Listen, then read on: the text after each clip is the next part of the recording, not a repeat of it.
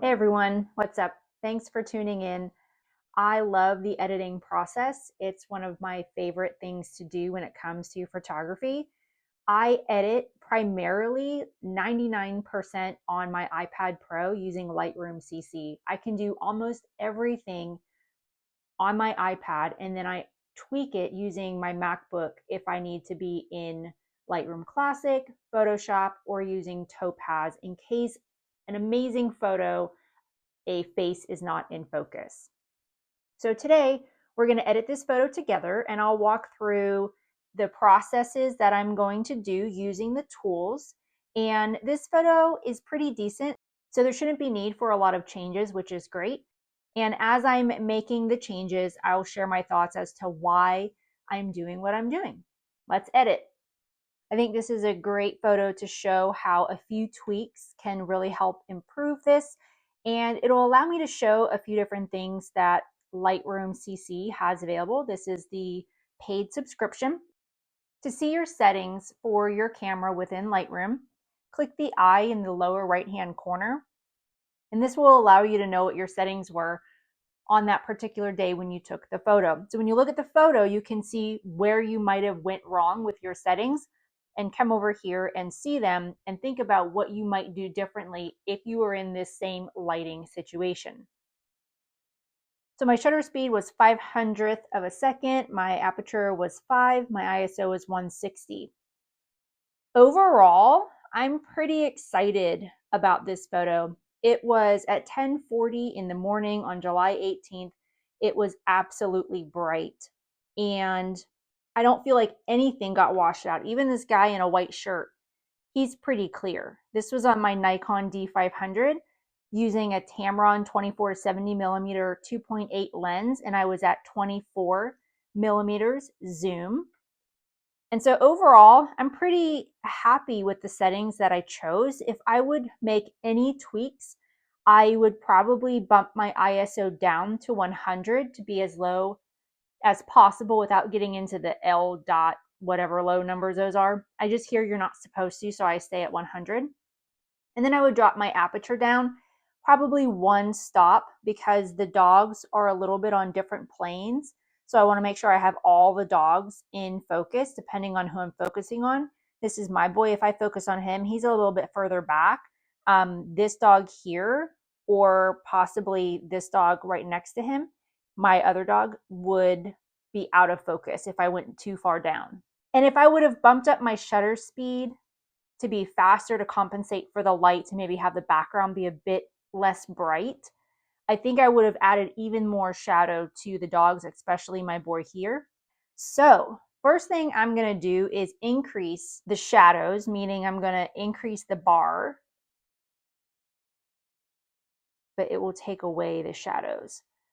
So, and what I like to do is just play around. Like, what do I like best? I don't even look at a number. I look at the photo and just slide it until I get what I like. And I'm really focusing on my boy here because he is the darkest one. So I want to make sure I'm not blowing him out, but I want to see his little backpack. I want to see the different colorings around him. So I'm going to start low and work my way up. I think that looks good. All right, so now since I did that, I increased his shadows by going up, but it took away the shadows. I always find that confusing. If you're going to decrease the shadows, I feel like you're taking them away, you're removing them, you're decreasing them. And if you're increasing the shadows, then you're moving the number up because you're adding to the shadow. So I always find this opposite. It might just be me, but if you feel the same, let me know in the comments. So next I'm going to check the highlights because this dog is a little bit bright. And now that I decreased or took away shadows, it lightened up some of the others that didn't need it. So I'm going to bring the highlights back down. But what I'm really watching for is this sky. Am I going to just make it completely too blue? And so what I'm seeing I could possibly do is make two planes and work with the highlights here and leave this section alone because it has a nice kind of separation here for us. So I'm going to leave the general highlight for the main photo alone. And then I'm going to choose the selection tool click the plus sign and choose the linear gradient. It gives you a line. And I'm just going to bring it up to where it starts to shadow off halfway with the grass, the people, and move on. And so this is where I'll go back to light, and I want to play with the highlights here. I want to bring them down. Ooh, I like that. See what that does? You actually get more detail in the concrete, because this, I was surprised, you would have thought would have acted as a lighting for them, but he's just too far back to get it. You can see here that it probably did. On Piper, it did. The white over here. But when you bring the highlights down, you get to see a bit more texture in the front, which I really like. And so again, I'm just watching the grass, the people. It looks real good. I'm going to play with this, see what I think. Yeah, I like that a lot. Let's see. Before, after. Not bad. We've done what? Two things. We've removed shadows, and then we put a selection linear gradient tool and reduced the highlights on the lower half of the photo. For the funs of it, I want to try and remove these two people. He's just kind of like standing there. She's walking a dog who's pulling on a leash. And they're much closer than everybody else. So if we can remove them, I think it'll make for a more interesting photo. So Lightroom CC on the iPad Pro for the removal tools has definitely improved. And you always want to go just a bit bigger than your subject. And if there's any shadow, you want to include the shadow. So I click on the eraser, I'm on remove. So there's three different choices. Go to remove, do your size, and have generative AI. If you're removing something small, you don't need to go generative AI. But when you're removing something specific or bigger, and you really want it to look at the background, this is what you want to use. So we're going to go with him first because he's pretty easy. And let's see how it does. Perfect. You can click on refine and it gives you three options to see what you think. That one looks pretty good. Let's look at one again. The grass there is a bit patchier.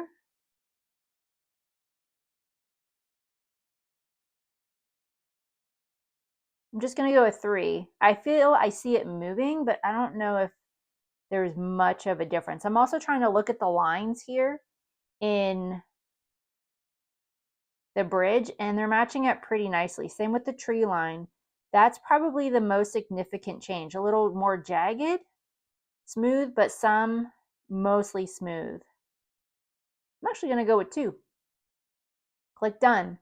Then we're going to come over here and we're going to reduce the size for her because I kind of want to leave that guy because I like how he has his hands behind his back and he's just kind of like doo doo doo.